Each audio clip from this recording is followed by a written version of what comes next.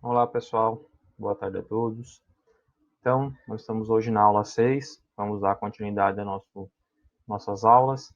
O tema de hoje é sobre micro-organismos indicadores em alimentos, né? Então, o que esses micro-organismos indicam, né? Com o que a gente analisa, né? Com esses indicadores, os vários tipos de indicadores que temos, né? E falar um pouquinho desses organismos, ok? Na aula passada, a gente falou um pouco dos métodos de controle microbiano, né, como que esses métodos atuam para matar as células dos micro-organismos nos alimentos, né, então destacamos isso, e também os fatores que interferem na aplicação desses métodos, o que pode interferir na aplicação desses métodos. Né. É importante que vocês tenham consciência desses métodos, né, da forma de controle, porque isso são conhecimentos que vocês vão aplicar no dia a dia de vocês, quando estiverem trabalhando, e também vão ver mais em outras disciplinas, como a disciplina de tecnologia de alimentos. Vocês vão falar mais sobre esses assuntos, ok? Então, no início das minhas aulas, sempre tem uns slides de revisão, né, do assunto da aula passada. Então, na aula passada, a gente destacou isso, né? Então, na imagem 1, a limpeza dos alimentos, que é a remoção das sujidades. No slide, na figura 2, né, tem aí a desinfecção, que é reduzir a carga microbiana dos alimentos a um número aceitável, um número seguro, né? Quando a gente faz as duas etapas, limpeza mais desinfecção, a gente está fazendo a higienização dos alimentos, né? 3 é a sanitização, que é um sinônimo de desinfecção e de higienização, só que é aplicada a equipamentos, né? Quando aplica esse método em equipamentos ou utensílios, né? Aqui nesse outro slide tem as figuras 1 de degermanação, né? Quando a gente faz um método quimio-mecânico, então com uma escovação preparatória para cirúrgico, né? Com sabão iodado, né? O iodo seria o agente químico, que é desinfeta, e a escovação, o agente mecânico, né? Então também é uma forma de redução da carga microbiana. Antisepsia também é um método de redução da carga microbiana, e a gente aplica esse termo, né, mais a tecidos vivos, né, como a antisepsia da pele, né, então como a gente faz com o álcool 70, que é a recomendação, principalmente nesse momento, né, usar o álcool 70 para diminuir também a nossa carga microbiana na pele, né. E em terceiro, a esterilização, que está representada aí por um autoclave, que é um equipamento que faz a esterilização, né? Então, no caso, um método físico de esterilização. Também tem métodos químicos de esterilização, quando a gente tem ozônio, né? Esterilização UV, então tem algumas outras formas é, de químicas também de esterilização. E o autoclave é um método físico de esterilização que é muito usado, né, em laboratório, também na indústria de alimentos, para processos de apertização, né, como é usado na sardinha.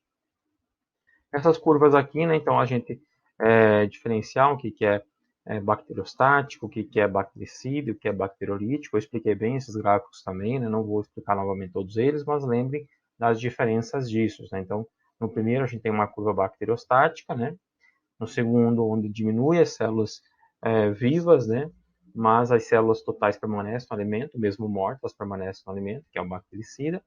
E, por último, na bacterolítica, quando você mata as células, ainda se destrói as células, né, com métodos oxidantes, por exemplo, que destrói toda a superfície celular. Os fatores que a gente falou, né, quais os fatores que influenciam no controle microbiano, né?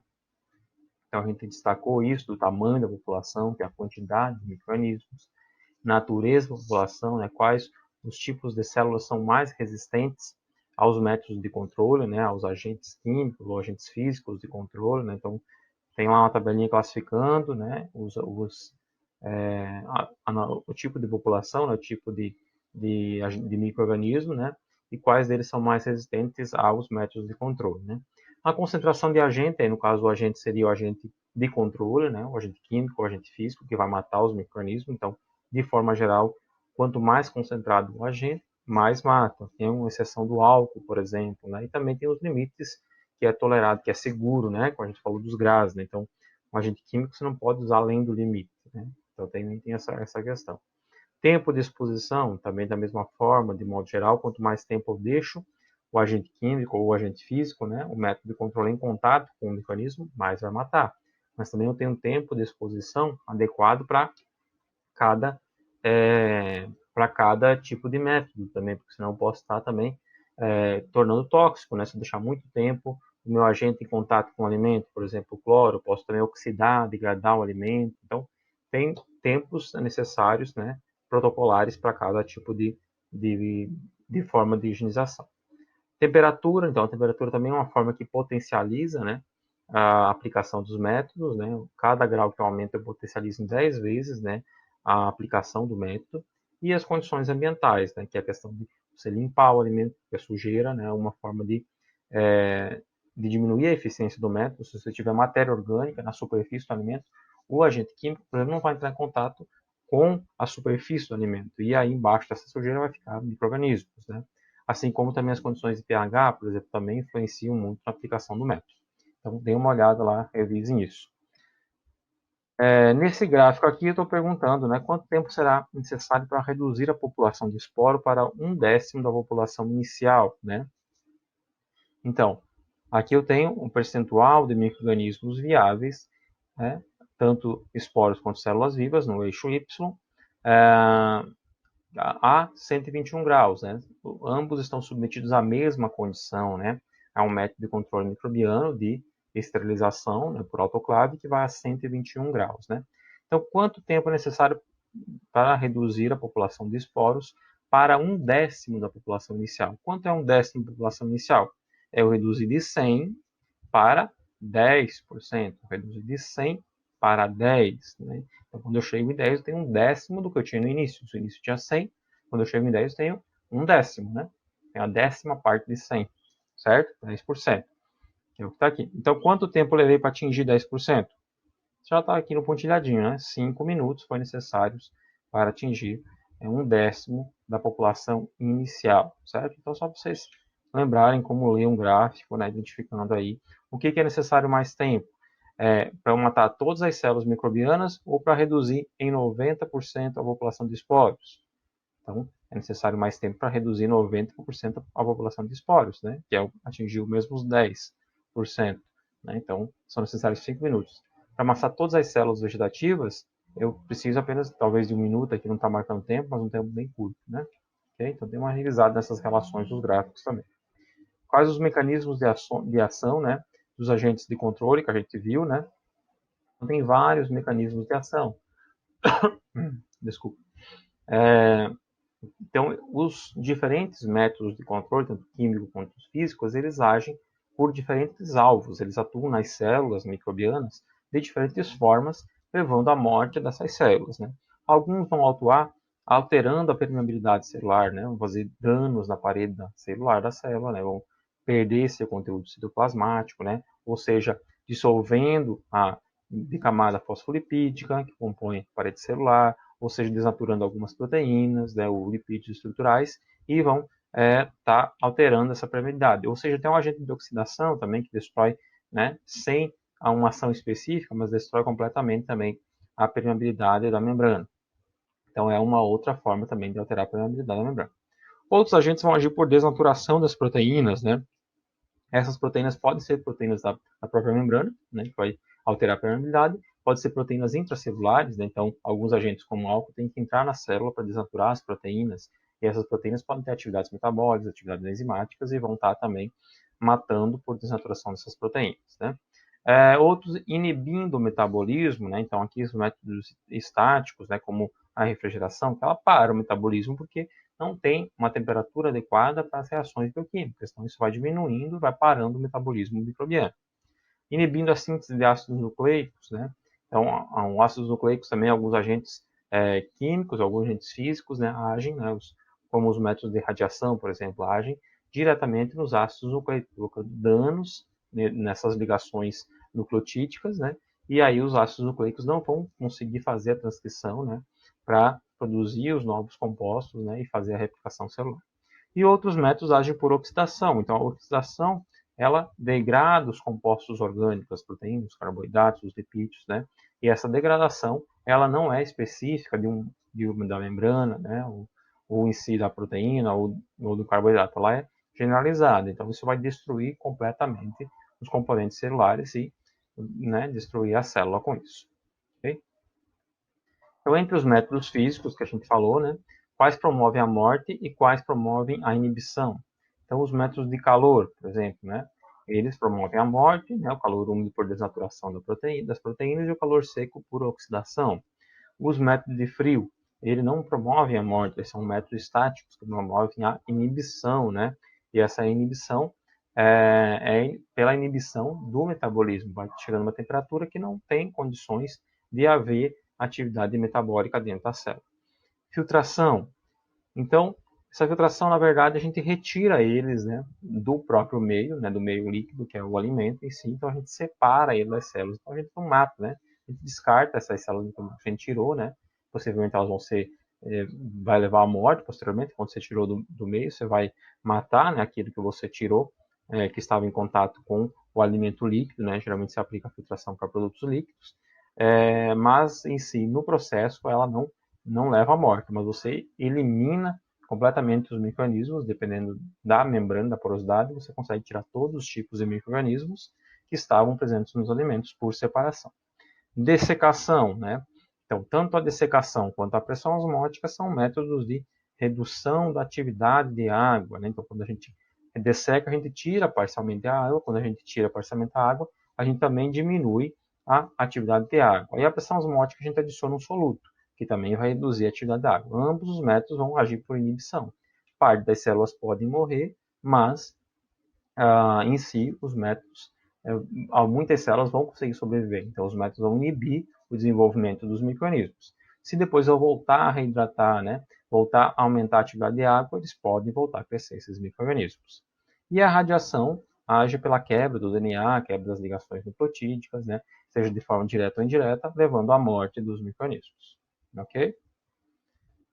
Tipos de detergentes e usos, então a gente falou também disso, né? Então os detergentes alcalinos, né, tanto forte quanto suave, são para remover resíduos orgânicos. Os neutros já são para limpezas mais delicadas e são menos irritantes, mas eles não dissolvem nem muito bem os orgânicos nem os inorgânicos. E os ácidos são mais para resíduos inorgânicos, né, para incrustações minerais, ok? Então, na aula de hoje a gente vai falar um pouquinho dos micro-organismos indicadores em alimentos, né? O que esses micro-organismos indicam propriamente, né? E quais são esses indicadores e como que a gente analisa eles, ok? Então, o que eles indicam? Essa pergunta, se eles indicam alguma coisa. Então, o que esses mecanismos indicam? Então, quando presentes nos alimentos, esses mecanismos vão indicar condições higiênico-sanitárias inadequadas durante as etapas de preparação. Se estiverem presentes em alta quantidade, os indicadores, né, eles vão indicar que as preparações não foram bem feitas, né, não teve falta de qualidade higiênico-sanitária, falta de limpeza, falta de cuidado no processamento, e isso expôs, né, a uma contagem muito alta dos indicadores. Então, o processamento não foi bem feito, os equipamentos não foram limpos, a matéria-prima também não foi higienizada antes do preparo, né? Então, é um dos indicadores, né? Potencial deterioração dos alimentos, né? Se tiverem alto também a quantidade de micro-organismos nos alimentos, o alimento tende, né, a se degradar, a se deteriorar mais rapidamente, né? Outros indicadores podem indicar a possível contaminação fecal, o possível contato com fezes, com resíduos fecais, né? E essa presença de indicadores fecais pode também ser um indicativo de possíveis patogênicos, né? Se houve o contato com as fezes pelos indicadores fecais, também é possível que haja a presença de micro-organismos patogênicos, porque é uma infinidade de patógenos que estão presentes nas fezes, né? E outros indicadores também podem indicar a possível presença de patógenos, né? Além dos indicadores fecais, outros podem indicar a presença de patógenos, algumas toxinas, alguns metabólitos que a gente analisa também podem indicar essa presença.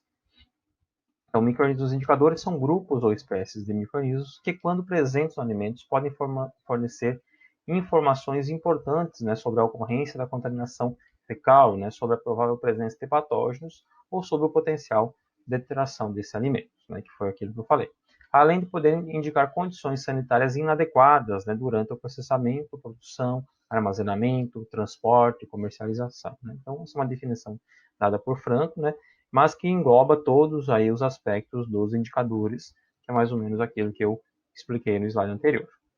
A gente estudou, né, a gente viu anteriormente, que a gente dividiu os micro-organismos entre os benéficos, entre os nutrientes e entre os patogênicos, né? Então, aqui nos indicadores, a gente também vai dividir, né, entre os indicadores de qualidade e os indicadores de segurança. Basicamente, os indicadores de qualidade são o grupo dos deteriorantes, né, que são aqueles que vão alterar o sabor, alterar o aspecto, alterar a cor, alterar as características organolépticas, né, deteriorar em si o alimento, né, diminuir a qualidade nutricional e sensorial desse alimento. São os indicadores de qualidade, são os micro-organismos deteriorantes, né. Como a gente falou também anteriormente, muitos dos deteriorantes não causam doença, né. Eles alteram o alimento, mas eles não têm potencial de patogenicidade. Mas a gente não deve consumir um alimento adulterado, porque a gente não sabe exatamente o que está ali, né? Apenas visualizando. Então a gente não deve consumir um alimento que esteja deteriorado, porque há uma grande chance de, além dos deteriorantes, terem também os patogênicos. Né? E os patogênicos, né, são outro grupo de indicadores, são os indicadores de segurança. Pelos indicadores de segurança, a gente analisa a probabilidade da ocorrência dos patógenos. Se tiverem altos indicadores de segurança, então há uma possibilidade maior de ter patógenos que vão causar infecções, intoxicações, toxinfecções, podendo inclusive levar à morte. Então, vai pôr em risco a saúde dos consumidores, né? Então, a gente divide também os indicadores entre dois grupos, né? Entre os deteriorantes e os patogênicos, que são divididos aqui pelos indicadores de qualidade, puxei em amarelinho, e os indicadores de segurança. Então, os de qualidade deterioram os alimentos, são os deteriorantes que a gente viu nos slides nas aulas anteriores. E os de segurança são os que põem em risco a saúde das pessoas, dos consumidores, né? Com a possível presença de patógenos, né? Então, está aí a definição deles. Né? Então, micro-organismos indicadores de qualidade, micro-organismos ou produtos do seu metabolismo que, quando presentes nos alimentos, podem ser utilizados para predizer a vida útil, né? Para predizer quanto tempo vai durar o meu alimento, qual é a validade que eu posso dar para esse alimento. Então, os alimentos eles são vendidos, comercializados com uma data de validade. Essa data de validade é feita, né, com base em processos, né, de decomposição acelerada, né, onde você expõe o seu alimento a uma condição inadequada de tempo e temperatura para ver quanto tempo esse alimento vai durar. Então, com esses estudos, eu consigo dizer, ó, se eu armazenar na condição adequada, o meu alimento pode durar tanto. Então, se eu tiver alto a quantidade de indicadores de qualidade, é muito alta a presença de micro-organismos totais que indicam a qualidade, é possível que esses micro-organismos vão reduzir, vão acelerar o processo de decomposição. Isso vai diminuir a qualidade e a vida útil do meu alimento, certo? Já os indicadores de segurança são produtos, né, são micro-organismos ou produtos do seu metabolismo, que, quando presentes, podem indicar contaminação e risco à saúde do consumidor. Né? Então, se tiver alto, né, os níveis dos indicadores de segurança, vai indicar a possível presença de patógenos, e isso pode pôr em risco a saúde de quem tiver consumido. Alguns indicadores de segurança são os próprios patógenos. A gente analisa, por exemplo, salmonela. Salmonela é um patógeno, ela não pode estar presente, né? Então, se ela estiver presente, ela é o patógeno em si, e ela vai, né, indicar a baixa segurança de você consumir aquele alimento. Outros tipos de indicadores, né, de segurança são, por exemplo, os indicadores de coliformes fecais, né, que são indicadores de segurança. Tem um nível que é aceitável, né, porque se tiver alto, indica que há probabilidade maior de ter patógenos. Mas os coliformes em si, né, com exceção da E. coli, os outros grupos eles não são patogênicos, né, e nem todas as cepas de E. coli, as estirpes de E. coli são patogênicas, certo? Então, há uma diferença nisso.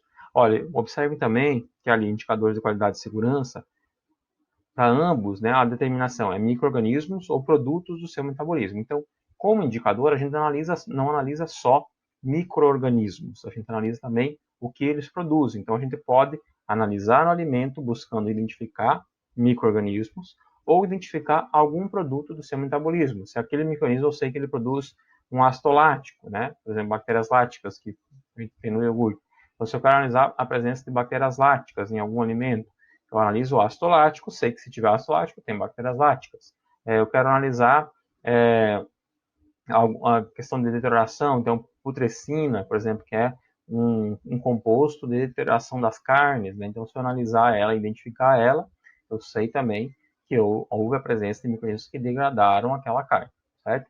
Então, não é só o micro-organismo, também pode ser produtos do seu metabolismo também pode ser usado como indicadores de qualidade e indicadores de segurança. Ok? Então, primeiro a gente vai falar dos indicadores gerais de qualidade, né? Quais são esses indicadores e o que eles indicam. Então, o que são esses indicadores gerais de qualidade, né? Então, os indicadores de qualidade indicam a qualidade microbiológica, né? Saber se se tem uma alta quantidade de micro-organismos, se a qualidade é adequada para o consumo desse alimento, se houve algum potencial de deterioração, né? De decomposição desse alimento.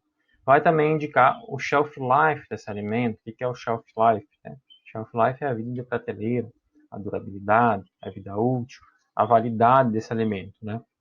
Então, se esses indicadores de qualidade estiverem muito altos, eles potencialmente vão degradar o meu alimento em um prazo mais curto de tempo. Quais são os critérios para indicadores de qualidade? Como é que a gente escolhe esses indicadores, né? Então, nós basicamente seguimos a legislação. Existe a legislação, a gente vai falar no próximo aula sobre os critérios microbiológicos. A legislação ela define quais são os indicadores que tem que ser analisados para cada tipo de alimento. Então, se eu quero produzir, eu tenho um laticínio, né, por exemplo, dos vários tipos de queijo. Então, eu vou olhar lá para leite, para iogurtes, para queijos, para cada tipo de queijo, quais são as análises que eu tenho que fazer. Então, a legislação define isso. Mas como que ela define isso? Ela define isso com base em alguns critérios estabelecidos pelo Código, né? Então, as pesquisas, os estudos mostram quais são as análises adequadas para ser usada como indicadores de qualidade. Eu coloquei esses critérios aqui para a gente saber com base em que a legislação estabelece quais são os indicadores de qualidade adequados para cada tipo de alimento, né? Então, para ser um indicador de qualidade, né, fiquem pensando no micro-organismo. Para o micro-organismo ser usado como indicador de qualidade, ele tem que estar presente ou ausente e ser detectável em todos os alimentos cuja qualidade deve ser analisada. Então, por que presente ou ausente? Se ele estiver presente, ele vai indicar que está com potencial alto de degradação o alimento, que tem baixa qualidade. Se ele está ausente, significa que o alimento tem boa qualidade, foi adequadamente bem produzido, né, com todo o cuidado higiênico-sanitário, né, e não houve nenhum tipo de contaminação, ok? Então, tem níveis intermediários também, que são aceitáveis no caso dos indicadores de qualidade. Seu crescimento e concentração devem ter correlação inversamente proporcional à qualidade do produto. Então, o que significa isso? Que se o crescimento dele aumenta, né, a concentração dele aumenta, a qualidade do produto diminui. Tem correlação inversamente proporcional. No próximo slide tem um gráfico falando sobre isso, mas, de forma geral, qual é esse critério? Então, se o indicador tiver alto, a qualidade dele diminui. O seu crescimento e concentração deve ter uma correlação inversamente proporcional à qualidade do produto.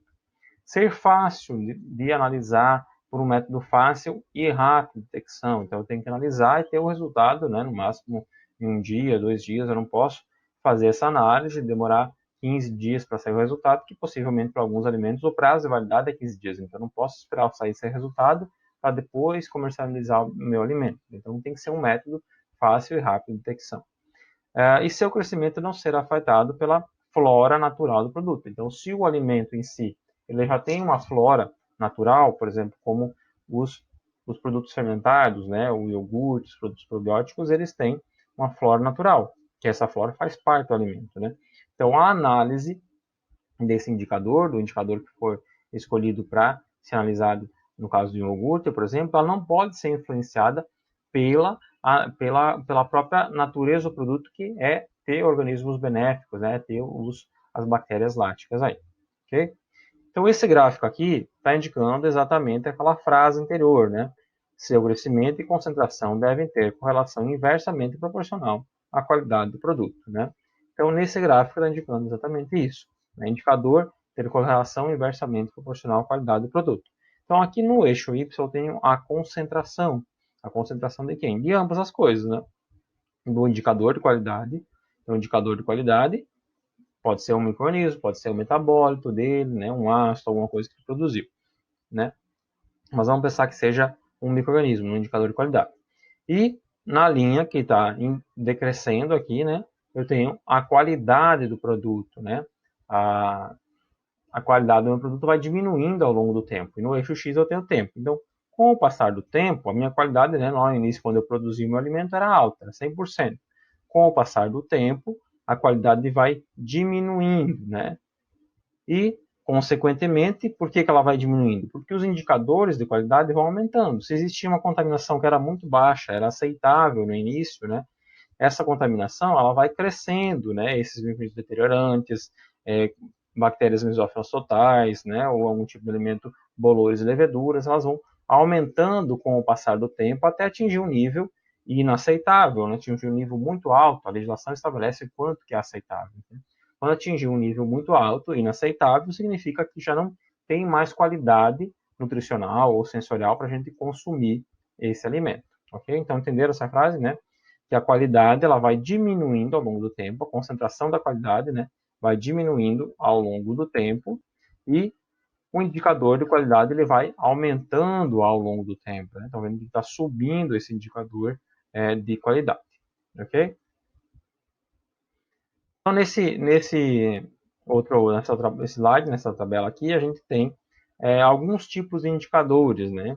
E em que produtos que eles são usados, né? Sua presença pode prejudicar a qualidade dos alimentos, né? Então, esses indicadores indicam que a presença deles pode prejudicar a qualidade desses produtos, né? Então, aqui, por exemplo, para cidra fresca, né? Cidra é uma bebida fermentada, né? A gente chama de champanhe, mas é uma bebida fermentada à base de maçã, né? Ou de algumas frutas, certo? Gaseificada, né? Como um champanhe, mas é a cidra. Né? Então, a cidra ela não pode ter a presença de acetobacter. Vamos pensar por que não pode ter acetobacter. Acetobacter são as bactérias que produzem ácido acético, né? Ácido acético é o que tem no vinagre, né? Então, se eu estou comercializando uma cidra, né, que é uma bebida alcoólica, eu não quero que essa bebida alcoólica tenha gosto de vinagre. Né? O vinagre é feito a partir do álcool das bebidas alcoólicas. Então, se tiver acetobacter na cidra, a acetobacter vai degradar o álcool, transformar em ácido acético, consequentemente a minha cidra vai ter um gosto de vinagre, então ela vai perder a qualidade, certo? Bacilos SP em massa de pão, né? Então, bacilos, de forma geral, tem, por exemplo, bacilos cereus, e vários aqui, o SPP significa as várias espécies de bacilos que podem ter. Se tiver bacilos na massa do pão, né, significa que também perdeu qualidade do meu pão. A massa do pão não é produto que deve ter bacilos, né? O massa do pão fermentada, essa fermentação é feita com leveduras, né, e não com bactérias. E a possível presença de bacilos indica o potencial de ter bacilos cereus que produzem uma toxina, né, que também é prejudicial aos produtos de panificação. Bactérias acidoláticas em produtos como cerveja e vinho, bebidas alcoólicas, né? Então, bactérias acidoláticas também, elas vão acidificar a minha bebida alcoólica, né? Isso também não vai ser adequado, né? Então, não devo ter elas, né? Clostridium, né? SPP, então, as várias espécies de Clostridium em queijos, né? Queijo duro, queijo curado, né? Então, essas várias espécies de Clostridium pode também indicar que se tem, né, muitos Clostridium, tem os possíveis Clostridium botulino ou perfringens que também são patogênicos, né? Lactococcus lattes né, em leite cru, então lactococcus, né, também, apesar de serem bactérias benéficas, se tiver alta quantidade de lactococcus, eles vão degradar meu leite, vão transformar meu leite em iogurte. Eu quero leite para ser comercializado na forma de leite. Então, se tiver alto, também é um potencial de diminuir a qualidade do leite, porque eles podem acidificar e transformar esse leite em um iogurte, por exemplo, né? O que mais? Leveduras em suco de frutas, por exemplo, né? Então, as frutas, de modo geral, elas têm uma carga microbiológica, a gente viu que é natural, elas têm, né? Frutas frescas, né? Principalmente bolores e leveduras, né? Que são os fungos que sobrevivem mais nesse tipo de alimento. Isso é intrínseco, é uma qualidade natural das frutas e verduras, né? Mas se tiver um suco de fruta, né, com alta quantidade de leveduras, em pouco tempo essas leveduras vão fermentar o açúcar que está ali e vão transformar em álcool, em alguns ácidos, né? E isso também vai perder a qualidade do meu suco. Não quero consumir um suco e encontrar álcool, né, uma bebida alcoólica no meu suco, ok? O que mais?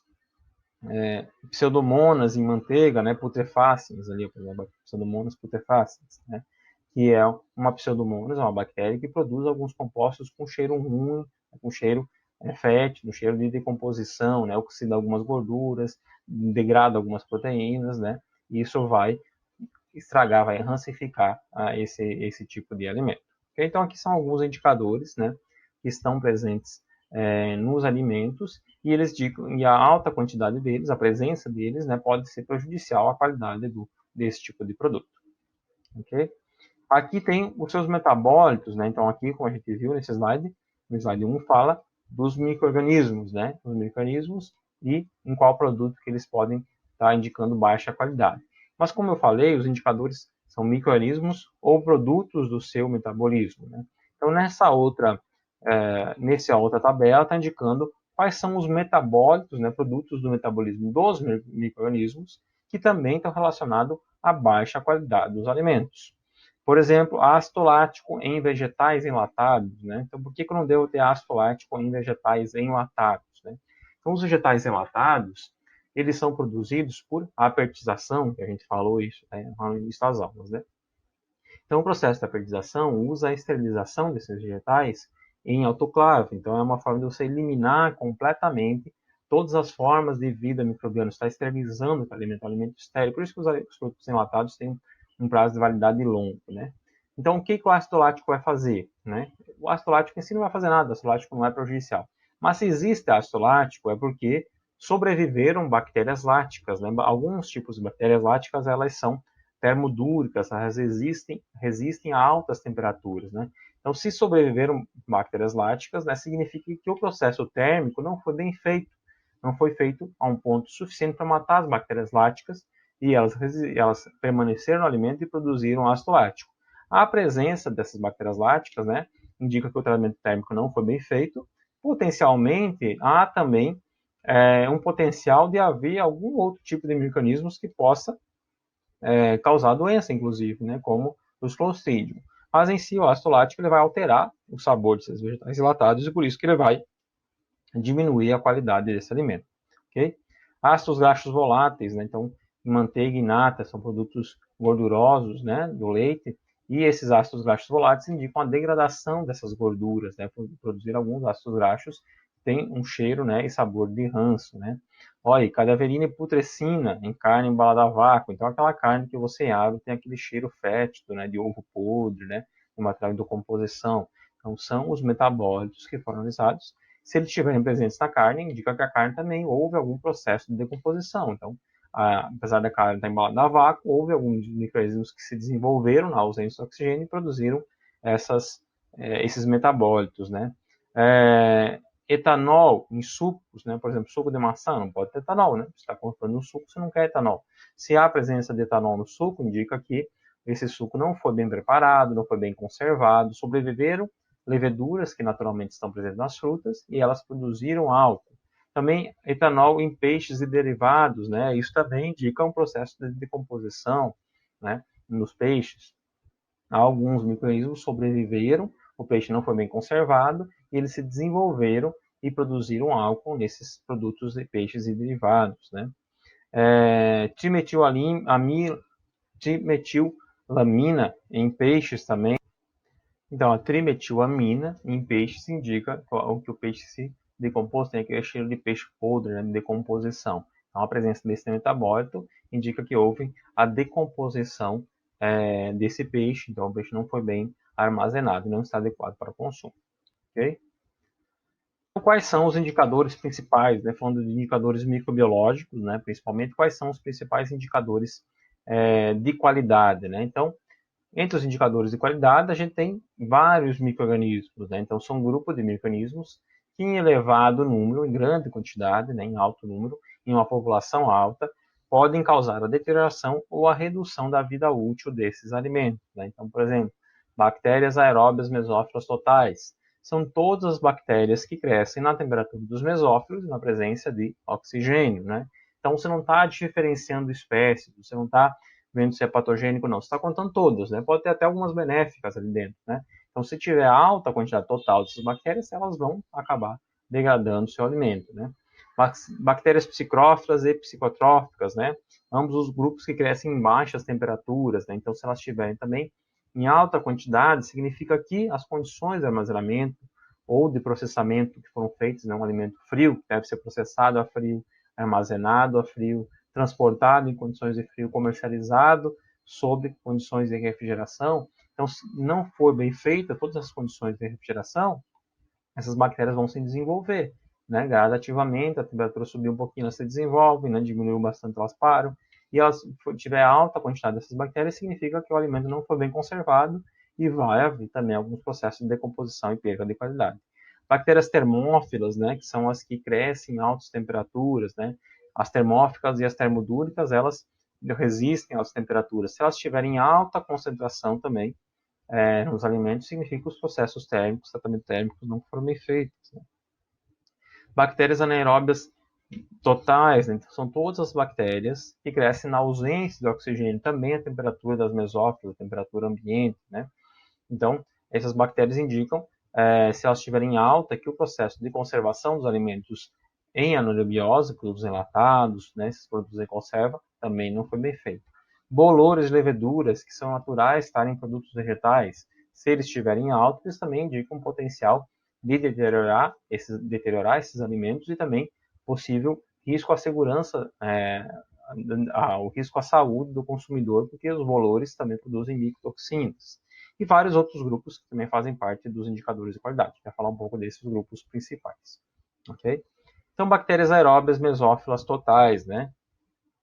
Então, são todas as bactérias que crescem à temperatura dos mesófilos. A temperatura dos mesófilos vai aí entre 10 a 45 graus, né? 35, 17 graus a temperatura ótima, né? Então, todas as bactérias que crescem nessa faixa de temperatura, na presença de oxigênio, são analisadas por esse método. Vai ser as bactérias benéficas, vai ser bactérias deteriorantes, vai ser bactérias patogênicas, todas que crescem nessa temperatura, sem diferenciar espécies. Então, se eu tenho alta quantidade de bactérias aeróbias, mesófilas totais, eu não necessariamente tenho quantidade alta de patogênicos, mas há um potencial de ter algum patógeno maior, né? Também há um potencial de se deteriorar mais rapidamente esse produto. Se tem muitas bactérias, elas vão consumir, né, o substrato, vão consumir parcialmente os compostos orgânicos, as proteínas, os carboidratos que estão nesse alimento para continuar se multiplicando. Quanto mais rápido elas vão consumindo, mais vai degradando esse meu alimento. Né? Agora eu também tenho que saber diferenciar o produto. Por exemplo, se eu pego um produto fermentado, um iogurte, por exemplo, né? Que é o produto fermentado. O iogurte ele foi preparado para ter alta quantidade de bactérias, bactérias benéficas. Né? Essas bactérias benéficas do iogurte, elas são bactérias mesófilas, elas crescem, né, na temperatura dos mesófilos. Né? Apesar que elas são microaerófilas, algumas são anaeróbias, mas elas crescem na temperatura dos mesófilos. Se eu fizer a análise dessas bactérias mesófilos totais, em um iogurte, por exemplo, vai dar alta, e não necessariamente vai indicar a decomposição do alimento, né? Vai dar alta porque faz parte da flora natural desse alimento, ok? Em alimentos não perecíveis, né, grãos, por exemplo, produtos que não são perecíveis, a alta quantidade de bactérias aeróbias mesófilas totais indica o uso de matéria-prima contaminada ou processamento insatisfatório. Eu usei uma matéria-prima que estava inadequada, que eu não fiz a higienização adequada, que o equipamento que eu processei essa matéria-prima estava contaminado, né? Então, em produtos não perecíveis, né, o potencial deles se deteriorar é menor. Né? Geralmente, produtos não perecíveis são produtos que têm métodos de conservação, que têm baixa atividade de água, né, que são os produtos não perecíveis. E se eles tiverem alta quantidade de bactérias mesófilas totais, indica, né, que o meu alimento foi mal processado, a qualidade higiênico-sanitária do processamento foi ruim. Em alimentos perecíveis, alimentos que têm um potencial de se decompor mais rápido, né, se tiver alta quantidade de bactérias aeróbias mesófilas, indica armazenamento em tempo e temperatura inadequado. Eu armazenei um tempo longo e uma temperatura inadequada, na temperatura da zona de risco, né, seja por falta de refrigeração, ou seja, uma temperatura dentro da zona de risco, de certa forma. Ok? As bactérias aeróbias mesófilas totais ainda, né? Dentro delas estão a maioria dos patógenos de origem alimentar. Então, a maioria dos que causam doenças de origem alimentar são mesófilos. Né? Então, se tiver alto a quantidade de mesófilos totais, há um potencial maior de ter patógenos. Né? Então, elas não, quando a gente analisa mesófilos totais, a gente não diferencia espécies, né? Tá analisando se tem espécies patogênicas ou não. Mas se tiver alta quantidade delas, há um potencial de ter patógenos maior, porque a maioria dos patogênicos, das bactérias patogênicas, são também mesófilas, né? Alta contagem, é maior probabilidade de patógenos.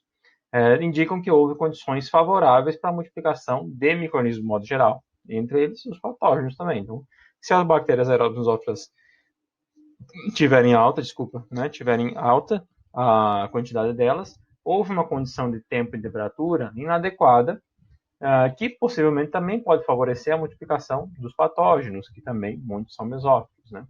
Com exceção dos alimentos fermentados, né?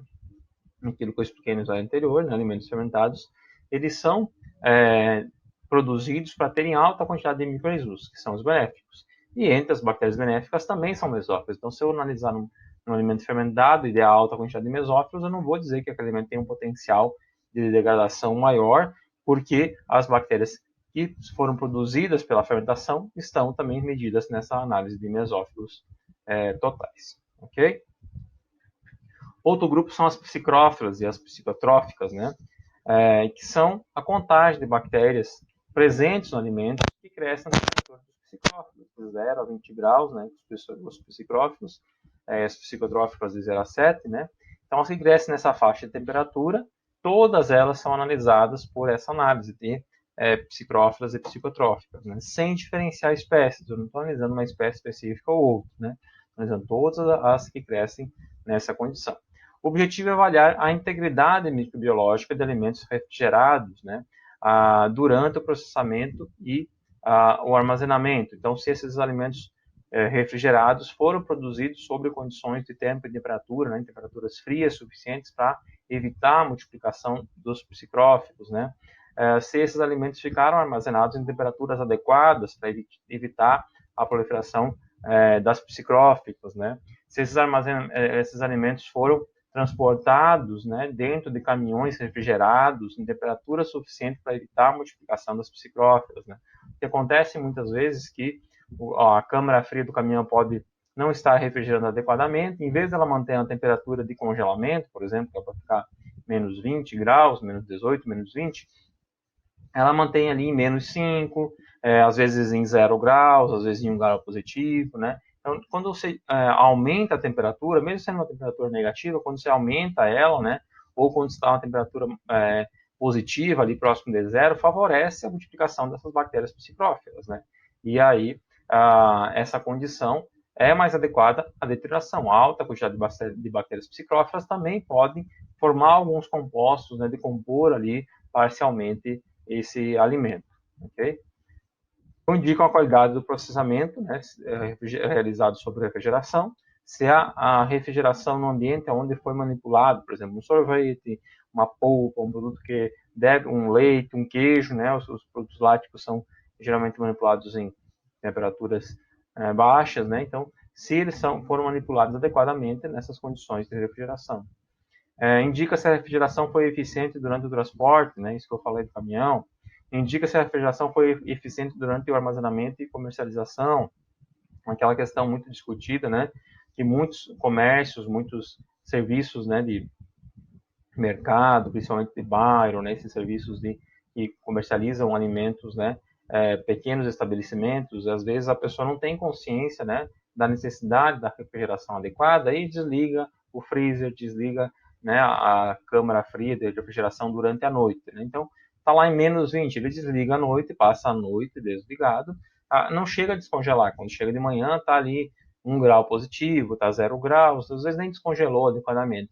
Mas essa oscilação de menos 20 para 0, né, graus é o suficiente para se desenvolver as psicrófilas, né? Então, não, às vezes nem descongelou muito o alimento, né? Não houve descongelamento, mas foi o suficiente para as bactérias psicrófilas se desenvolverem. Então, se a gente analisar as psicrófilas e der uma alta quantidade de psicrófilas, indica que a refrigeração durante essas várias etapas, né, até ser comercializado o alimento, não foi adequada também.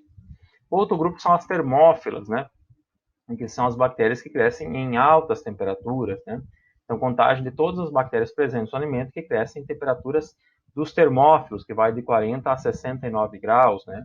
Acima disso tem as hipertermófilas também, né? Mas falando mais as termófilas que são relacionadas mais aos alimentos. As hipertermófilas já são outros grupos de micro-organismos que não têm muita relação com os alimentos, né? Também nessa análise a gente não diferencia espécies, a gente conta todas as que crescem na temperatura dos termómetros, né? Então isso avalia a integridade microbiológica de alimentos submetidos a tratamentos térmicos, né? Entre as termófilas e as termodúricas também, né? Então, tem algumas bactérias termodúricas, né? Que resistem a altas temperaturas. Então, se o tratamento térmico não for bem feito, né?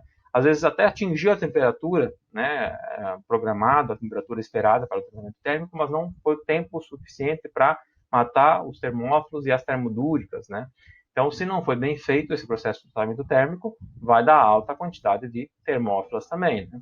Então, indicativo de qualidade no processamento, né? Tempo versus temperatura. Ou o tempo não foi suficiente, ou a temperatura não foi suficiente, ou os dois não foram suficientes durante um tratamento térmico. Uma pasteurização, uma pertustação, por exemplo, né? E a gente pode encontrar a presença dessas bactérias, né? Leite UHT, por exemplo, né? Então, tem algumas análises que identificam a presença de bactérias termodúricas em leite UHT, né? Eficiência no tratamento térmico. Então, se o tratamento térmico foi eficiente, mesmo atingindo tempo e temperatura adequada, foi o suficiente para matar essas bactérias, né? Essas bactérias resistentes em altas temperaturas, né? Ou também pode avaliar. Segurança do equipamento e métodos de controle de qualidade durante o tratamento, né? Então, o equipamento, né, está mostrando que atingiu a temperatura, mas será que ele está atingindo, né? Então, tem sempre que ter algum parâmetro de segurança. Então, a gente faz análise, identificou termófilos, foi lá, viu no equipamento que atingiu a temperatura pelo tempo suficiente. Mas pode ser que essa medida, né, do termômetro do equipamento esteja com algum problema, não esteja exatamente na temperatura programada, né? Ou essa temperatura não é o suficiente, né? Então, tem que verificar qual é o problema. Então, as termóficas indicam, né, a possível falha nos processos de tratamento térmico. Outro grupo são as anaeróbias totais, né? A gente falou das mesófilas aeróbias, né? Que são todas as bactérias que crescem na presença de oxigênio na temperatura dos mesófilos, que é a temperatura ambiente, e tem também a análise das anaeróbias totais, né? Que é a contagem de todas as bactérias presentes nos alimentos que crescem na ausência de oxigênio e também na temperatura dos mesófilos. Essa análise também é feita à temperatura ambiente, né? Temperatura dos mesófilos, desculpa. Então, alta contagem é indicativo de condições favoráveis à multiplicação também de patógenos, né? Então, alta contagem de anaeróbios não diferencia espécie, mais uma vez, não diferencia espécie no método, né? A gente conta só os anaeróbios. Mas se der uma alta contagem de anaeróbios, indica um potencial maior de ter também patógenos anaeróbios, entre eles os Clostridium botulinum e os perfringens. Isso também diminui a qualidade, indica um potencial de que esse alimento tenha se degradado, né? Durante também o armazenamento, porque não houve, porque houve condições adequadas para a proliferação desses micro-organismos. Okay? Outro grupo são os bolores e leveduras, né, que são os fungos, de modo geral, contagem de todos os bolores e leveduras, né, fungos presentes nos alimentos que crescem e na temperatura também dos mesófilos. Né? Então, essa análise é diferente do que é feita de bactérias, porque é feito com um meio seletivo, um meio específico que só cresce fungo, não cresce bactérias. Geralmente, com adição de antibióticos. Né? Então, você usa um meio que não cresce bactérias, só cresce fungos, né? Bolores e leveduras, e adiciona um antibiótico para evitar o crescimento de bactérias, porque você quer contar só os fungos, como a gente vê nessa placa ali embaixo, né? Tá vendo? São todas colônias de fungos, né? Que impedem, né? Os antibióticos impedem o crescimento de bactérias. Os fungos, né, eles têm um crescimento mais lento que as bactérias. Então, naquela análise que a gente faz das bactérias mesófilas totais, algumas vezes a gente coloca algum antifúngico, mas geralmente a gente não coloca, porque os fungos geralmente não crescem naquela análise, porque aquela análise é feita contagem com 24 ou 48 horas. Essa análise precisa de um tempo mais longo, né, de 72 horas até 96 horas para você conseguir contar, porque os fungos demoram mais para crescer do que as bactérias, né? Então, aqui as bactérias não vão crescer porque tem antibióticos, e lá geralmente não crescem os fungos porque não tem tempo suficiente para eles crescerem. Né? Os fungos, geralmente, os bolores preferem alimentos com baixa atividade de água, e as leveduras preferem, geralmente, alimentos mais ácidos. Né? Então, eles são muito comuns em produtos vegetais, né? Os grãos, cereais, em vegetais frescos, é muito comum ter bolores e leveduras, como essa própria laranja que está com esse crescimento de fungos, né? Eles são muito comuns em vegetais frescos. Né? Baixas contagens são normais em alimentos frescos. Alimentos vegetais frescos é normal ter fungos, bolores e leveduras, né? Porque esses produtos, né, são cultivados no ambiente, né, na lavoura, e bolores e leveduras são intrínsecos, né, população intrínseca de frutas e vegetais. Agora, eles têm que ter baixa quantidade, porque se eles estiverem em alta quantidade, eles vão também degradar esse alimento, e o alimento vai perder a qualidade para o consumo. Alta contagem são indicativos de condições inadequadas de manipulação, armazenamento e risco à saúde pública, por causa das micotoxinas. Então, se grãos, por exemplo, grãos que são desidratados, que são secos, né? Se tiverem alta contagem de fungos e bolores, indica que tem um potencial de ter micotoxinas em alta concentração, né? Então, esses grãos não estão adequados para consumo. Alimentos vegetais, hortifrutis, verduras, por exemplo, após a higienização, após a lavagem, a higienização, a sanitificação, a higienização com cloro, se der alta contagem ainda de bolos e leveduras, significa que a higienização não foi eficiente, né?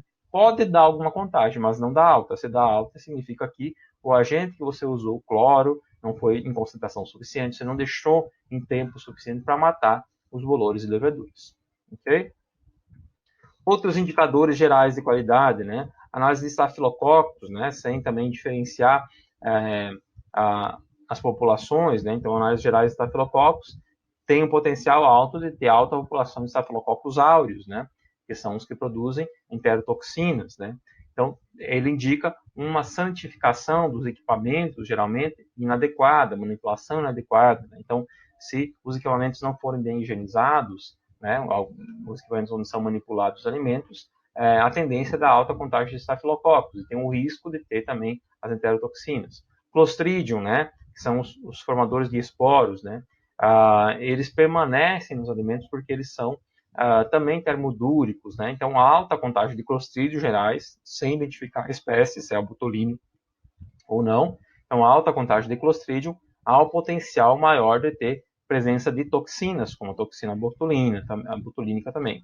Geotritium, né? Cândido, indicador de sanitização inadequada. Então, se o equipamento não foi bem higienizado, bem sanitizado, né? A sanitização que a gente usa o termo para equipamento, né? Então, se esse equipamento não foi bem sanitizado, então houve também essa presença de geotrico, né? Então indica falta de higienização. Geralmente porque eles formam biofilme. Biofilme é formar uma camada sobre a superfície do equipamento, né? E seja os vários tipos de superfície, lâminas, né? Paredes do equipamento, várias partes que entram em contato com o alimento, né? Se esse equipamento não é bem higienizado, ele vai formando um biofilme, uma camada, né? Uma película sobre a superfície desse equipamento, e isso tem um potencial de decompor mais rapidamente os alimentos que entrarem em contato, ok? Depois dos indicadores de qualidade, a gente vem para os indicadores de segurança alimentar. Então, além dos indicadores de qualidade, que são os que indicam o potencial de deterioração dos alimentos, né, a vida útil desse alimento, se ele tem o potencial de se degradar mais rapidamente ou não, a gente tem os indicadores de segurança, né, que são os que indicam o potencial risco à saúde dos consumidores, né? Então, o que está escrito aqui, né? Porque os indicadores de segurança alimentar indicam mais a segurança e sanitização, né? Sanitificação dos alimentos do que a qualidade nutricional e sensorial. Eles indicam o potencial risco à saúde dos consumidores se der alta a quantidade desses indicadores de segurança. Então, da mesma forma, existem alguns critérios, né? Da mesma forma que eu falei lá para indicadores de qualidade, nós, né, simplesmente buscamos a legislação e vemos lá quais, para produtos carnes, por exemplo, hambúrguer, né, quais são os indicadores que eu tenho que analisar, os indicadores de qualidade e os indicadores de segurança. Então, eu não pesquiso, né, qual é o mais apropriado, eu simplesmente olho a legislação, né, se eu sou um analista de qualidade, eu olho a legislação e faço análise daquilo que a legislação me pede, né, ou obriga que eu faça a análise, certo? Mas como que é determinado, como que a legislação determina quais os indicadores de segurança devem ser usados para cada tipo de alimento? Então, ela determina com base em algumas características desses micro-organismos, né? Essas características são definidas por meio de pesquisas, né, de estudos, que geralmente o Códex, que a gente vai falar na próxima aula, né, o Códex, define isso, né, entre lá a Comissão de Segurança Alimentar, né, então eles definem esses critérios para indicadores de segurança. Então, entre os critérios de indicadores de segurança, tem lá rápido e fácil de detecção. Tem que ser também fácil de detectar e o resultado tem que ser rápido, né? Porque eu vou fazer análise do alimento e eu tenho que liberar o alimento para o consumo. Então, não pode ser uma coisa que demore semanas para sair o resultado. Tem que ser fácil de distinguir dos outros, né? Tem que ter facilidade em detectar se aquele indicador, então geralmente quando a gente entra em indicador de segurança, a gente já entra em grupos específicos ou espécies específicas. Então, eu tenho que conseguir distinguir esse indicador de segurança dos demais que podem estar presentes no alimento, né? Não ser um contaminante natural do alimento, né? Então, se é um indicador de segurança, não ser uma coisa que ocorre, que está presente naturalmente no alimento, né? Como, por exemplo, bolores e leveduras são naturais em frutas e verduras, né? Como eu falei, em produtos vegetais frescos, né? Então, se eu estou usando um indicador de segurança, eu não posso usar bolores e leveduras e dizer que há um potencial risco à saúde, né? Se eu fizer uma análise geral, se eu não diferenciar as espécies, porque ele é naturalmente presente em produtos vegetais. Deve estar presente quando o patógeno estiver. Então, nem sempre o indicador de segurança é patogênico. Algumas vezes, por exemplo, salmonela. Salmonela é patogênica, né? Mas coliformes fecais, né? Ou E. coli, nem todas as E. coli são patogênicas, né? Algumas desses tipos de E. coli não são, elas são comensais, naturais, da flora intestinal, mas elas não são patogênicas. Se eu faço análise de coliformes fecais, eu indico que há potencial de haver contaminação fecal. Potencialmente, se houve contaminação fecal, existe a possibilidade de ter patógenos, né? Então, porque tem um histórico de associação, né, entre os coliformes fecais e os patógenos, né? Então, deve estar presente, né, se tiver patógeno, deve estar presente também os coliformes fecais, deve também estar presente os patógenos. Ter correlação com a contagem do patógeno, né? Saber, deu alta a contagem de coliformes fecais, consequentemente, possivelmente vai dar alta a contagem de patogênicos também, certo? Tem uma correlação entre a contagem das duas, né? Terem condições de necessidade e velocidade de crescimento semelhantes, né? Então, eu estou analisando apenas um indicador, não estou analisando todos os patógenos, né? Mas eu tenho que saber que se tem um indicador é porque ele cresce numa velocidade, que ele consome os mesmos nutrientes que os patógenos que podem estar presentes ali, vão crescer também nessa condição. Ter resistência à morte semelhante ou superior à do patógeno, né?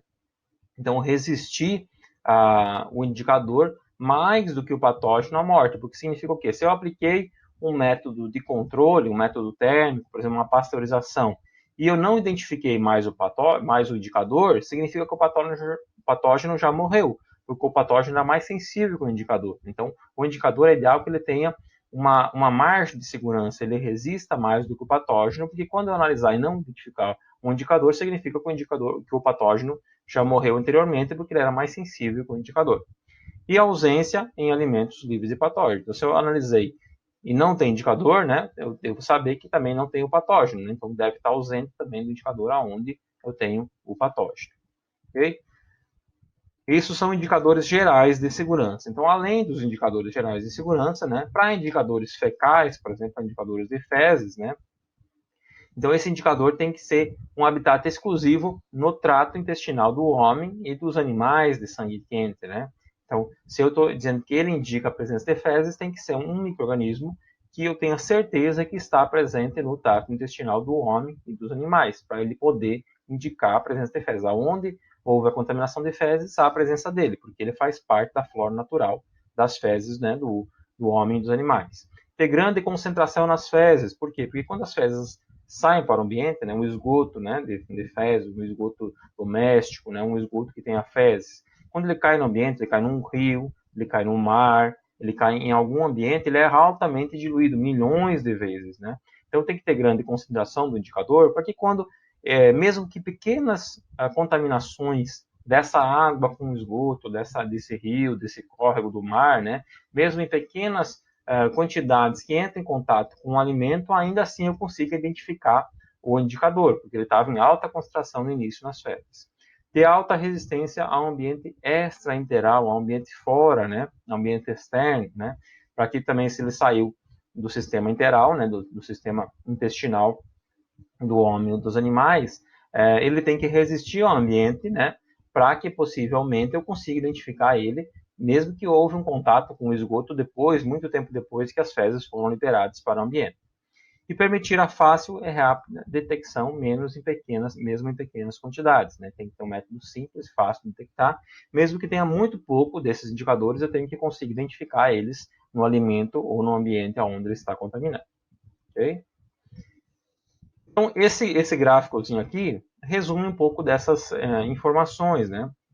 Então, critério para a seleção de micro-organismos em indicadores de segurança, por exemplo. Então, os indicadores de segurança são os indicadores que vão indicar a possível presença de patógeno, né? Então, estão vendo que eu tenho duas linhas aqui, eu tenho uma do indicador e uma do patógeno, porque nem sempre o indicador é o patógeno. Algumas vezes, a análise, por exemplo, de salmonela, ela é um indicador e ela é um patógeno. Outras vezes, eu analiso outros indicadores, como coliformes fecais, como a própria E. coli, né? Que nem todos os tipos de E. coli são patogênicas, né? Então, eu analiso outro indicador que pode indicar a presença de vários tipos de patógenos que podem estar presentes nesse alimento, né? Então, aqui no eixo Y eu tenho a viabilidade de micro-organismos, a viabilidade celular dos micro-organismos que eu estou analisando, e ao longo do tempo, né? E aqui eu tenho uma curva de morte, certo? Então, o patógeno vai morrendo ao longo do tempo, vai diminuindo a sua viabilidade celular, né, com o passar do tempo. Então, indicadores, pense no indicador fecal, por exemplo, de fezes, né? Se as fezes saíram para o ambiente, contaminaram um córrego, um rio, né? Esse rio é usado para aguar, né? Para irrigar uma plantação de alface, por exemplo, né? Então, ao longo do tempo, o patógeno vai ficando ali em contato, ele vai resistir, mas ele vai diminuindo, né? O micro-organismo ele tem que ter uma condição semelhante, que ele vai diminuindo ao longo do tempo, né? Mas ele tem uma resistência ao ambiente externo maior do patógeno. Porque se eu analisar e não identificar indicador, significa que o patógeno já morreu. Se fosse o contrário, eu poderia analisar e identificar o indicador e ainda ter patógenos, né? Não identificar mais o indicador e ainda ter patógenos, se fosse uma curva contrária, né? Vamos pensar, essa aqui é uma curva de relação entre morte celular do micro-organismo, indicador, e o patógeno associado. Vamos pensar aqui num processo térmico, numa pasteurização. Então, eu apliquei a pasteurização, né? Então, ao longo do tempo da pasteurização, eu vou matando o patógeno, nessa curva aqui, e vou matando também o indicador, ok? Então, chegou aqui, nesse tempo aqui, eu tinha 8 minutos, né? Com 8 minutos foi suficiente para eu zerar os patógenos, matei todos os patógenos, certo? Mas eu não sei, estou analisando só o indicador, né? E eu tirei uma amostra aqui com 9 minutos, bem no meio aqui. Aí eu analisei, ainda tinha indicador. Então, consequentemente, se ainda tinha indicador, eu vou assumir que tinha patógenos, certo? Apesar que o patógeno já morreu com 8, né? Mas eu não sei se eu estou analisando o indicador. Então, se eu analisei, tirei aqui no meio, analisei, identifiquei que tinha indicador. Então, eu assumo que tinha patógenos. Então, 9 minutos aqui no meio não foi tempo suficiente para matar os patógenos. Deixei mais 1 minuto, tirei a análise aqui, né? Então, não identifiquei mais indicador. Então, eu assumo que se não tem indicador, não tem patógenos, porque os patógenos morrem em tempo menor. Se fosse uma curva contrária, né, eu ia tirar a minha amostra aqui do indicador, vamos dizer que o patógeno resistisse mais. E ele ia morrer depois, né? Então, eu não ia identificar indicador, mas poderia ainda ter patógenos. Por isso que tem que ter uma relação entre a curva de morte do patógeno e do indicador, e que o indicador resista, né, às condições de morte mais do que o patógeno que ele está associado. Espero que vocês tenham entendido, senão eu posso tirar as dúvidas também na live de esclarecimento. Ok?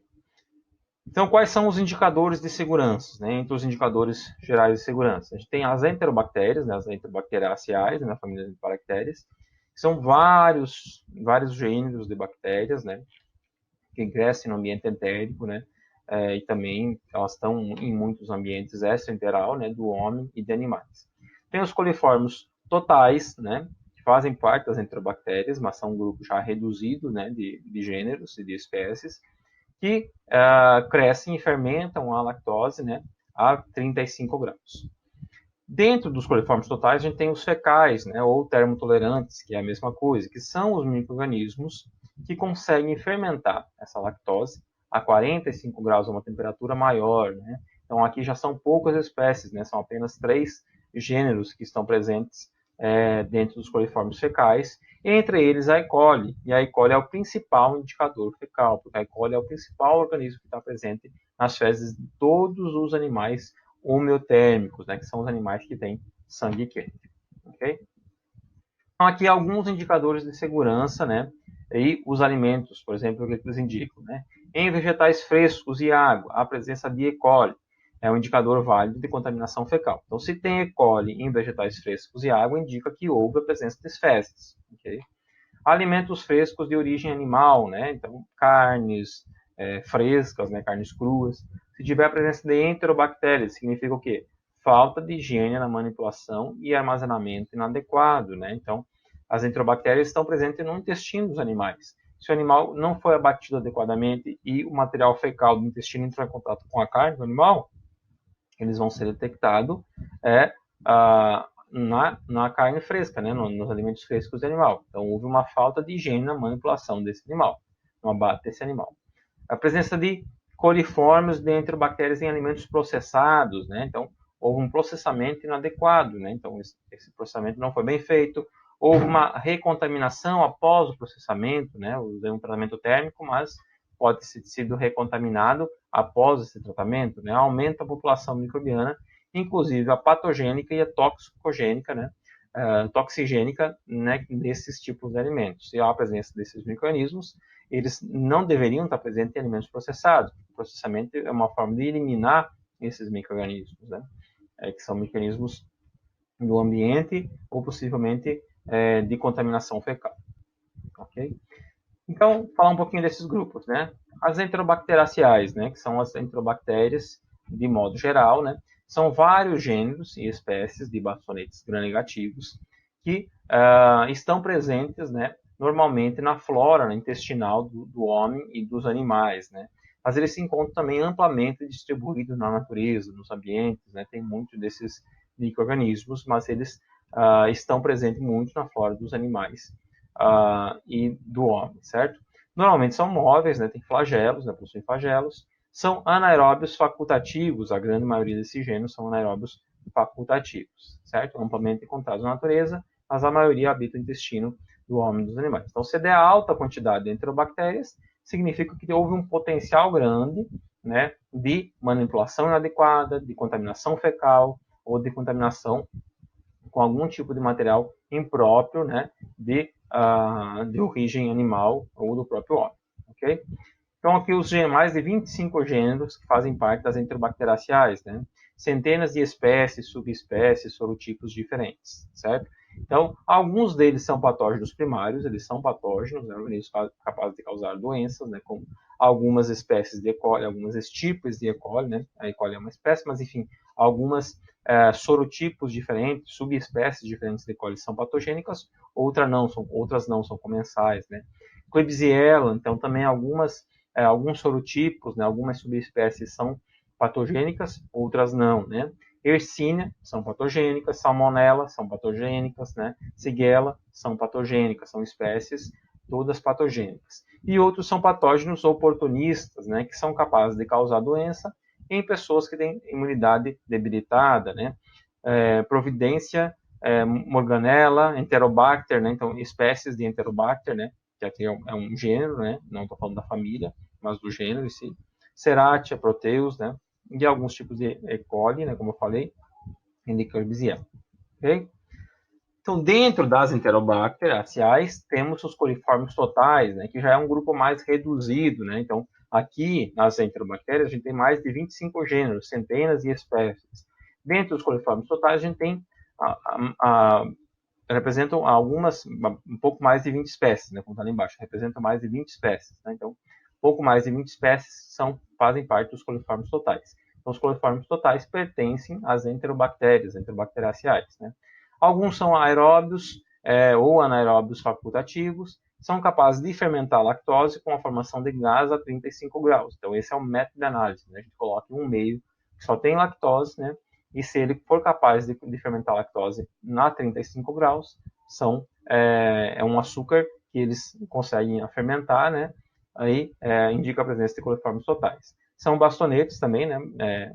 Bacilos gram-negativos e não formam esporos, né? Só que eles também estão presentes em vários ambientes, os coliformes totais. Eles podem estar presentes em vários ambientes, além do sistema intestinal dos animais e do homem, né? Então, eles não, uma análise de coliformes totais indica um potencial de ter alguma contaminação fecal, por isso que é feito outras análises. Se eu faço análise e dá positivo para coliformes fetais, eu tenho que analisar também os coliformes fecais e possivelmente E. coli, né? Porque eles podem também ser esses coliformes totais de origem ambiental ou de origem fecal, certo? Então, qual a diferença entre coliformes totais e os fecais? Os totais indicam mais uma má qualidade microbiológica, né, porque eles podem ter vindo do ambiente e não das fezes. Então, se o alimento não foi bem processado, houve uma contaminação dos equipamentos, a matéria-prima não foi bem higienizada, vai dar presença de coliformes fecais. Ela é mais um indicador de qualidade, né, então, de qualidade do processamento que foi feito do que um indicador de patógenos, né? Já os coliformes fecais indicam um potencial maior da presença de patógenos, né? Porque os coliformes fecais são apenas 3 gêneros específicos e eles são normalmente presentes nas fezes. Então, os coliformes fecais já é um outro conjunto de mecanismos relativamente inofensivos que vivem em grande número no intestino dos seres humanos e dos animais de sangue quente, né? Animais homeotérmicos, que são animais de sangue quente, né? Somos nós, os mamíferos, de forma geral, as aves, né, têm sangue quente, os répteis que não têm sangue quente, mas dos animais que têm sangue quente, então, a maioria deles tem a presença desses coliformes fecais. Auxiliam na digestão dos alimentos, né? Então, eles são comensais, eles vivem no sistema intestinal porque eles têm um papel biológico, né? Muitos deles têm papel de ajudar nesse processo de digestão. A própria E. coli, né, que está presente na maioria dos seres humanos, ela tem um papel de auxiliar na digestão, nos processos de digestão. Mas algumas subespécies, né, alguns tipos de E. coli são patogênicos. No caso dos coliformes fecais, também são bastonetes gram-negativos, assim como os coliformes totais, porque os fecais fazem parte dos totais, né? Só que a diferença deles para os totais é que eles fermentam a lactose a 45 graus, enquanto os totais, as espécies específicas dos totais, que não são fecais, eles não resistem a essa temperatura, eles não fermentam a lactose, não produzem gás a 45 graus. Então, os fecais incluem 3 gêneros, a E. coli, né, o gênero Escherichia, na verdade, né, entre eles a E. coli, e o gênero Enterobacter, né, que é um gênero específico de enterobactérias, né, que não é a família toda, né, Enterobacter, e o gênero Klebsiella. Então, esses 3 gêneros aqui têm um potencial grande de vir de contaminação fecal. Então, os coliformes fecais, né, são bactérias intestinais que vivem na cavidade intestinal. Então, eles não têm contato com o interior do organismo, porque eles vivem dentro dessa cavidade intestinal, protegido por barreiras físicas, né, do próprio intestino, ou químicas, e não pela nossa própria proteção imunológica, né? Então, eles podem causar doenças, né? Eles podem ter o potencial de causar doença se eles entrarem em contato com os alimentos, né? Ou se eles saírem da cavidade intestinal, né? Então, quando você tem uma perfuração no intestino, então os coliformes podem invadir o seu sangue, né? Podem invadir outras partes, outros tecidos e tem o potencial de causar doenças, causar infecções, né? Mas dentro do intestino eles têm um papel biológico, né? Eles estão contidos por essas barreiras físicas do sistema intestinal e eles não causam doença, né? São gêneros de bactérias usados como indicadores de poluição fecal por ser mais facilmente isolado, identificado do que outros patógenos, né? Então, como eu tenho uma dificuldade, vamos pensar que um alimento entrou em contato com fezes, né? Entrou em contato com um esgoto, entrou em contato com uma água de um rio que foi usada na irrigação que tinha resíduo de esgoto doméstico, por exemplo. Então, há uma infinidade de patógenos, entre eles parasitas, microbiológicos, que podem estar presentes nesse alimento. Já imaginou que tivesse que analisar todos esses patógenos individualmente? Essa é uma infinidade de análises que eu teria que fazer. Então, é mais fácil analisar apenas a presença de coliformes, que é um método em si. Se houve a presença de coliformes fecais, eu sei que tem um potencial grande de ter contaminação fecal. Então, esse alimento se deu alta contaminação desses coliformes fecais, e existe um potencial muito grande de ter patógenos, e não está adequado para o consumo. Okay? Por isso que os coliformes fecais são um método de análise que indicam a possível presença de outros patógenos, de diversos outros patógenos que estão naturalmente presentes nas fezes.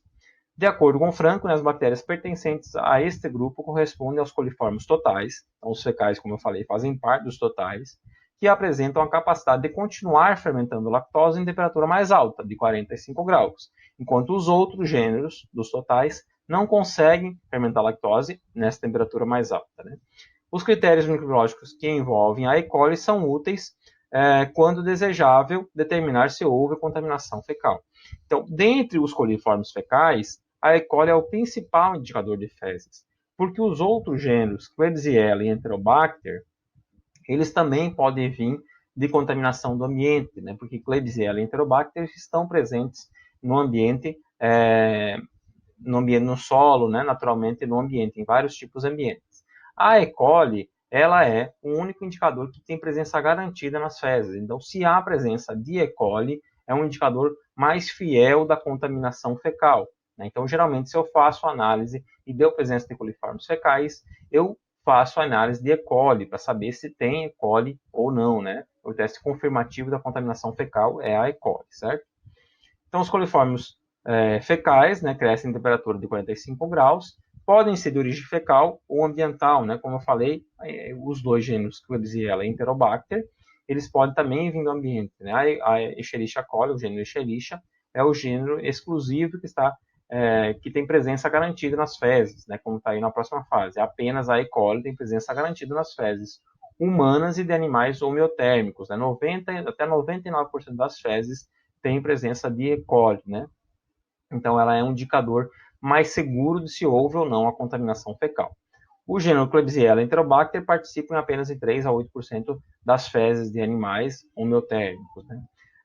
Termotolerantes, que não são E. coli. Se eu fiz análise de coliformes fecais, deu a presença de coliformes fecais. Fiz análise de E. coli, não deu E. coli, então significa que essa contaminação veio do ambiente e não das fezes. Então, por isso que a legislação, ela permite, quando a gente for falar de critérios microbiológicos, a gente vai ver que a legislação permite níveis de contaminação de coliformes fecais aceitáveis, desde que não tenha E. coli. Então, se não há presença de E. coli, significa que esses coliformes fecais vieram do ambiente, porque são os gêneros Klebsiella e Enterobacter, e não a E. coli.